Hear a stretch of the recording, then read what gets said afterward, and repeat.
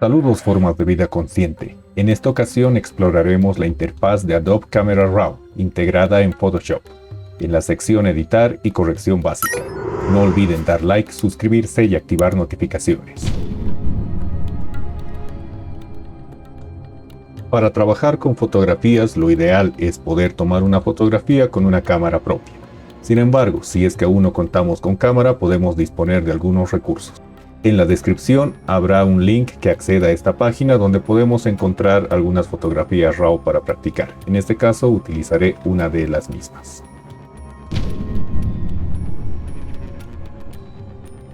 Para iniciar podemos arrastrar nuestra imagen RAW y soltarla en Photoshop. En ese momento nos cargará la interfaz de Adobe Camera Raw. En este caso tengo la versión 12.3. Esto también funcionará en versiones anteriores, sin embargo considerar que lo que acá aparece en lista, en versiones anteriores aparece como iconos acá arriba. La diferencia principal entre una imagen JPG compresa y una imagen RAW es la cantidad de información que tenemos para poder manipular. Podemos considerar este proceso de trabajo con imágenes RAW como un revelado digital. Subimos hasta la parte superior de la interfaz y acá lo primero que nos aparece es un histograma que nos dará información sobre la imagen. Luego tendremos la parte de la corrección básica, que es la que abarcaremos hoy. En caso de que nuestra imagen no sea una imagen RAW, simplemente arrastremos un JPG o alguna otra imagen compresa a Photoshop, podemos dirigirnos a la opción Filtro y dar clic en Filtro de Camera RAW. Nos abrirá una interfaz idéntica a la que trabajaremos con la imagen RAW en el revelado digital. Sin embargo, cabe aclarar que la calidad no será igual debido a que la RAW tiene mucho más información para manipular que la imagen JPG, que se encuentra sumamente compresa. Sin embargo, si no contamos con una imagen RAW, esta será una opción alternativa para realizar el ejercicio.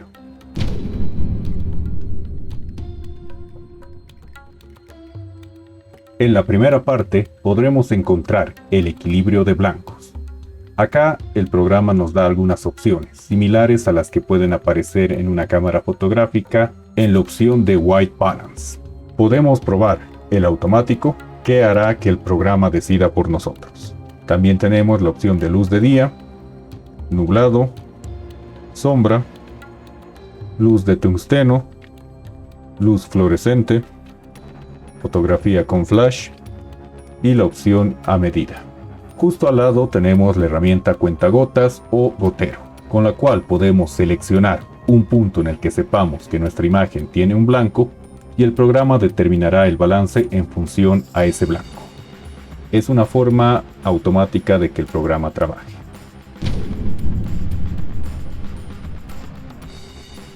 Muy relacionado al equilibrio de blancos, y es más, cuando cambiamos acá, también se modifican estos controles, tenemos a la temperatura y al matiz.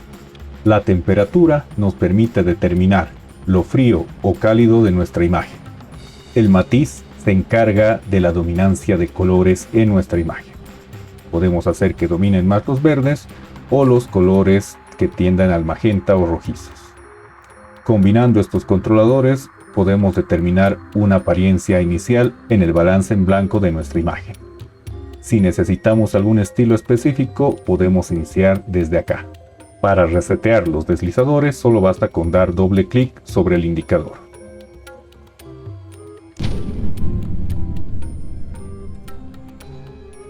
La exposición indica la cantidad de luz que tendrá nuestra imagen. Si subimos el deslizador, pues veremos que nuestra imagen se tornará sobreexpuesta. Por el contrario, si reducimos el deslizador, vemos que nuestra imagen quedará subexpuesta. Doble clic para resetear. El contraste nos permite marcar la diferencia entre las luces y las sombras de nuestra imagen. A mayor contraste, esta diferencia será mayor. A menor contraste, nuestra imagen parecerá un poco más lavada. Doble clic para resetear. Las iluminaciones actúan sobre las áreas claras de nuestra imagen. Me acercaré un poco para observar el efecto. Al aumentar las iluminaciones, hacen que estas áreas claras se vuelvan aún más claras. Pero por el contrario, si es que reducimos las iluminaciones, vemos cómo se empieza a recuperar detalles en esta parte y en estas partes. Por el contrario, las sombras actúan sobre las partes oscuras de nuestra imagen. Voy a subir un poco al cabello, que es una parte oscura. Si reducimos las sombras, esta parte oscura se tornará más hacia los negros. Pero si por el contrario deslizamos hacia el lado derecho, vemos cómo empezamos a recuperar información y textura en estas partes oscuras.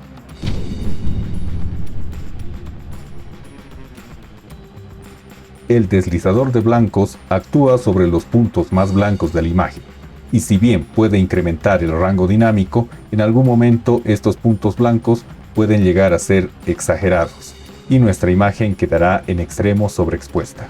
Por el contrario, si reducimos los blancos, vemos cómo estos puntos altos llegan a perder fuerza. De alguna forma, estamos equilibrando un poco la imagen. El deslizador de negros hace lo mismo, pero para los puntos mucho más oscuros de la imagen. En este caso, si aumento el deslizador de negros, vemos cómo esos puntos negros empiezan a aclararse. O por el contrario, puedo hacer que se oscurezcan más, llegando hasta un negro absoluto. En determinado momento podemos pensar que las iluminaciones y los blancos, así como las sombras y los negros, tienen el mismo efecto.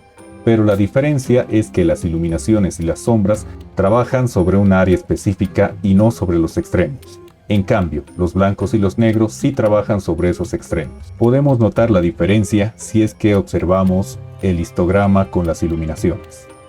En este caso el cambio es más suave.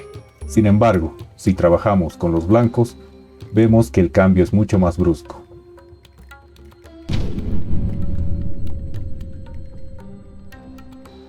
En la parte superior derecha podemos encontrar este histograma, que nos indica de manera gráfica la distribución de tonos, el rango tonal y la exposición de nuestra imagen, encontrándose los tonos más oscuros hacia el lado izquierdo y los tonos más claros hacia el lado derecho. Si nos movemos en este histograma, nos indicará el área o sección en la que nos encontramos. En este caso nos marca los negros y nos indica acá abajo. Por acá tenemos el área de sombras, el área de exposición, el área de iluminaciones y en el otro extremo el área de blancos, lo cual nos es muy útil para controlar el trabajo que tenemos en este sector de los deslizadores. Si analizamos el histograma de manera vertical, podremos ver que nos indica la cantidad de píxeles de la fotografía o de la imagen que se encuentra en determinado color. Por ejemplo, si movemos la temperatura hacia los cálidos, vemos que esos colores cálidos se van acercando al lado derecho. O por el contrario, si movemos hacia los fríos, esos colores fríos se van acercando hacia este lado. En cualquier caso, podemos notar que esta imagen tiene mayor cantidad de píxeles que tienden a los rojos y a los verdes. Eso por la piel y por esta parte de la planta. Si nos dirigimos a la parte superior derecha de nuestro histograma, podremos encontrar un botón de aviso de recorte. Si lo activamos, nos indicará en qué momento nuestra imagen llega a romperse cuando los blancos son tan exagerados que no podamos recuperar información o detalles en esas partes. Por ejemplo, con este botón activado voy a moverme exageradamente hacia los blancos. En determinado momento el programa me indicará con un color rojo justamente esas partes irrecuperables. Lo mismo ocurre si nos vamos a la parte superior izquierda y activamos el aviso de recorte de sombras, lo cual cuando trabajamos con las partes oscuras, por ejemplo voy a mover mucho los negros, nos indicará con color azul esas partes irrecuperables. Trabajar con ambos indicadores es una gran ayuda en el momento de utilizar estos deslizadores. También podemos hacer uso de otra alternativa. Voy a desactivar ambos avisos y voy a imaginar que tengo esta configuración. Presionando la tecla Alt, por ejemplo en el deslizador de blancos, dando clic nos oscurecerá la imagen. De esta manera podemos detectar qué partes van a estar exageradamente blancas. Si voy deslizando, poco a poco me va indicando con color blanco cuáles son esas partes irrecuperables. Es una alternativa a la opción anterior. Por otra parte, si hago lo mismo en los negros, nos indicará las partes que están mucho más oscuras y donde perderemos detalle. De esta forma, presionando la tecla Alt y arrastrando el deslizador, debo asegurarme de que esas partes sean mínimas.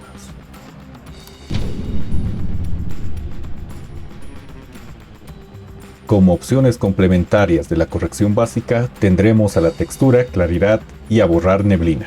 Acercaré un poco la imagen. La opción textura me permite aumentar o suavizar detalles sin alterar los tonos generales. En este caso voy a incrementar.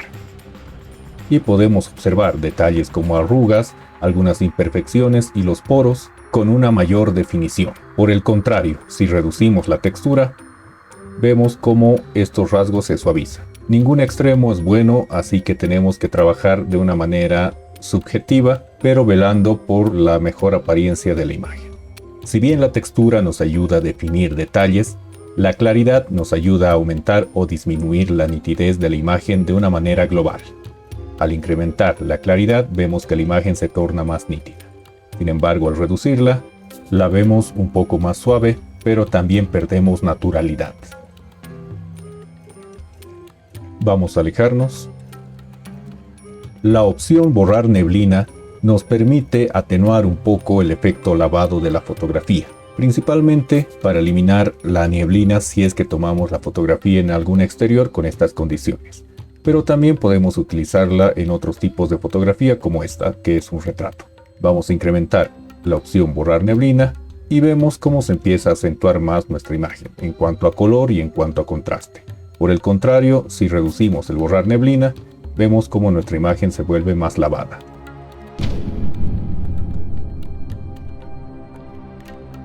En la siguiente sección encontraremos intensidad y saturación. El deslizador de intensidad nos permite controlar la saturación de la imagen de una manera más selectiva e incluso podríamos decir inteligente. Es más suave y suele respetarnos más algunos tonos. La saturación tiene el control de la pureza del color de una manera más global, es decir, que su manipulación suele ser más agresiva.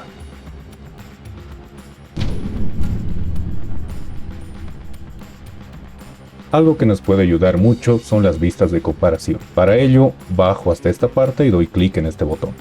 Nos creará una imagen antes y después. Modificaré un poco la imagen actual y acá podemos observar cómo se ve ahora y cómo se veía antes. Si damos clic en este botón, podremos tener distintas vistas. Por ejemplo, esta que nos muestra una pantalla dividida o esta que es de forma vertical. También tenemos esta división de forma vertical o podemos regresar a la versión inicial. También podemos dar clic a este botón que nos reseteará todo a la configuración predeterminada.